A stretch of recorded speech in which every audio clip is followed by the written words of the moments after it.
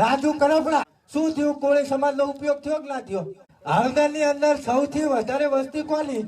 કોળી સમાજની. 85 જેટલા લોકો ઉપર કેસ થયો. સૌથી વધારે કેટલા કોળી? કેટલા? તો કે 75 કોળી હતા. જેલમાં રહ્યા ભાઈ 3 મહિના અને બહાર આયા ને ભાજપ હારે સેટિંગ કરી નાખ્યું. તો ઓલા તારા બાપા 75 ઉપર કેસ થયા. ઈડું શું? સોશિયલ મીડિયાની અંદર પિન્ટુ કોળીનો આ વિડીયો ખૂબ જ વાયરલ થઈ ગયો. જે એવું કહી રહ્યા છે, રાજુ કરપડાના ખુલ્લેઆમ એવું કહી રહ્યા છે કે સમાજના લોકોને ધોકો દીધો છે.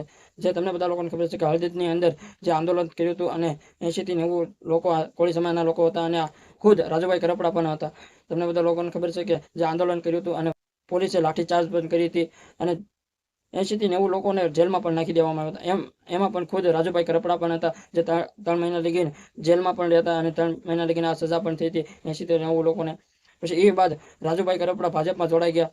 તમને બધા લોકોને ખબર છે કે એ બાદ રાજુભાઈ કરપડા ભાજપમાં જોડાઈ ગયા.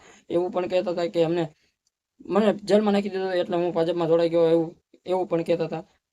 એ બાદ આ પિન્ટુ કોળીનો વિડીયો ખૂબ જ વાયરલ થઈ રહ્યો છે. જે એવું કહી રહ્યા છે કે કોળી સમાજના લોકોને તમે ટેકો દીધો છે અને તમે ડાયરેક્ટ જેલમાંથી છૂટીને આવી ડાયરેક્ટ ભાજપમાં જોડાઈ ગયા, એવું કહી રહ્યા છે પિન્ટુ કોળી. અને કોળી એવું પણ કહી રહ્યા છે કે તમે કોળી સમાજના લોકોને ટેકો કર્યો છે અને તમારી સાથે હતા.